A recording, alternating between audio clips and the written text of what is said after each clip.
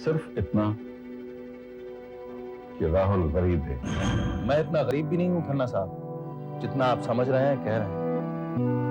मैं ये मानता हूं कि मैं अमीर नहीं हूं, लेकिन आप इस बात पर विश्वास करिए कि मैं मोनिका को किसी किस्म की कमी महसूस नहीं होने दूंगा और पूरी कोशिश करूंगा कि उसे जिंदगी का हर आराम दे सकूं।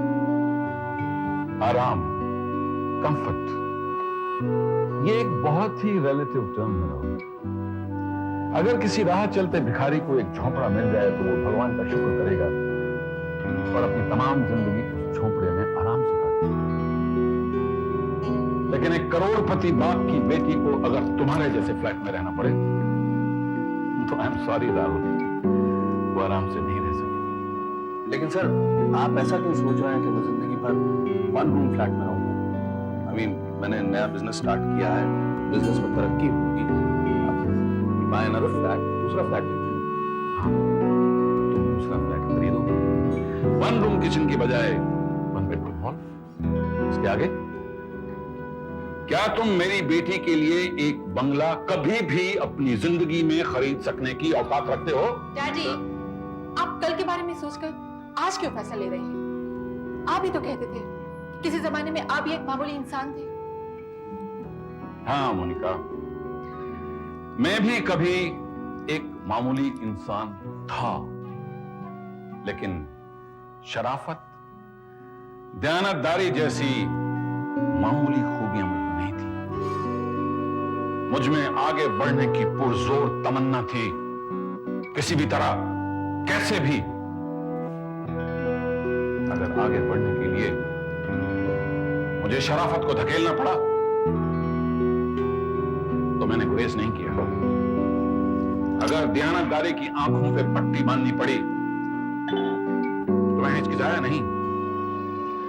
अगर किसी के सर पर पांव रखकर मुझे उम्मीद हुई कि मैं ऊंचा उठ जाऊंगा तो मैंने वो भी किया। एक मामूली सा इंसान चंद सालों में हिंदुस्तान के चंद सरमायादारों में से एक हो जाए, इसके लिए सिर्फ शराफत और दयानतदारी ही काफी नहीं होती है। राहुल, मान लो तुम्हें भूख लगी तो क्या तुम दूसरे के मुंह का निवाला छीन कर खा सकते हो?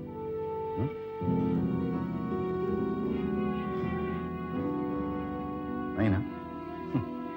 छीनना तो दूर, तुम ऐसा सोच भी नहीं सकते क्योंकि तुम सिर्फ शरीफ हो। तो शराफत को आप एक खूबी नहीं बल्कि खराबी समझते हैं? नहीं, बिल्कुल नहीं।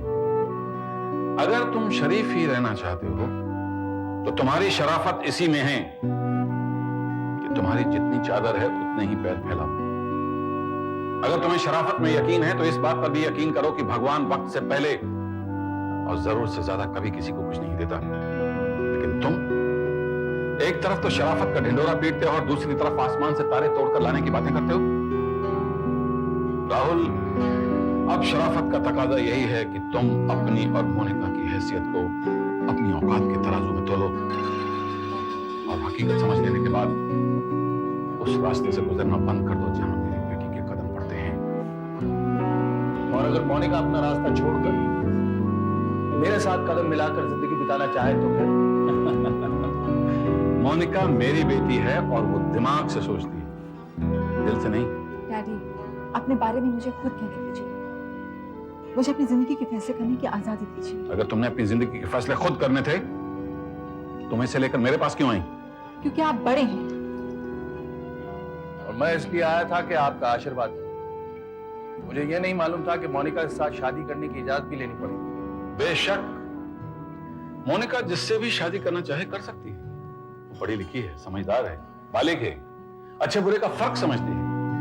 लेकिन अगर उसने इन सब बातों को भूलकर तुमसे या किसी और से शादी की तो वो उसका खामिद और उसके होने वाली औलाद मेरे बिजनेस, मेरी जायदाद, मेरी दौलत के हरगिज हरगिज हकदार नहीं।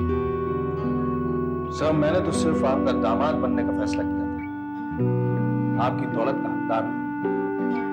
और अगर ये सुनकर आपके दिल का बोझ हल्का हो गया हो हमें आशीर्वाद दीजिए ताकि हम शादी की तैयारी शुरू करें।